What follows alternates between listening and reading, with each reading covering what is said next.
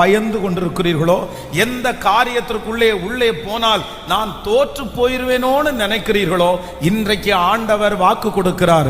நீ போ, கர்த்தர் உன்னுடனே கூட இருக்கிறார். கர்த்தருடைய பிள்ளைகளை ஆண்டவர் தெளிவாய் கர்த்தர் வாக்கு கொடுக்கிறார். நீங்கள் பயப்பட வேண்டிய அவசியமில்லை. உங்களோடு கூட கர்த்தர் வருகிறார். அந்த இடத்திற்கு போகிறதற்கு நீங்கள் பயப்பட வேண்டியதில்லை. அந்த சூழ்நிலைக்குள்ளாக போகிறதற்கு நீங்கள் பயப்பட வேண்டியதில்லை. கர்த்தர் வாக்கு கொடுக்கிறார். நீ போ, கர்த்தர் உன்னோடு கூட இருக்கிறார். நாளையிலிருந்து ஒவ்வொரு நாளும் ஆண்டவருடைய பிள்ளைகள் காலையில நீங்க ரெடியாய் கண்ணாடிக்கு முன்னாடி போய் நின்று உங்களை பார்த்து நீங்க சொல்லணும், நீ போ, கர்த்தர் உன்னோடு கூட இருக்கிறார். பெரிய பயம், வேலை செய்கிறத குறிச்சு ஒரு பயம் வரலாம். நீங்க இல்ல சந்திக்க போகிற அந்த சூழ்நிலையை குறிச்ச ஒரு பெரிய பயம் வரலாம். ஆண்டவர் அப்படிப்பட்ட வார்த்தையை தான் கொடுக்கிறாரு.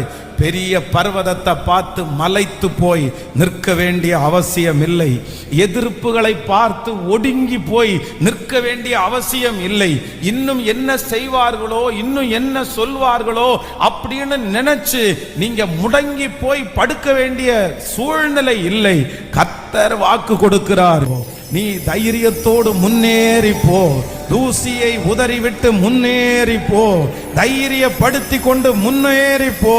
இதுவரையிலும் கரத்தை பிடித்து இந்த யோர்தானை கடக்க பண்ணின கர்த்தர், இந்த செங்கடலை கடக்க பண்ணின கர்த்தர், இந்த வனாந்தரத்தை கடக்க பண்ணின கர்த்தர், அவர் வாக்கு கொடுக்கிறார். உனக்கு முன்பாக இருக்கிற இந்த எரிகோவையும் நீ கண்டிப்பாக தாண்டி நீ முன்னேறுவாய். கர்த்தர் வாக்கு கொடுக்கிறாய். நீ மலைத்து போய் நிற்க வேண்டியது இல்லை. நீ போ, கர்த்தர் உன்னோடு கூட இருக்கிறார்.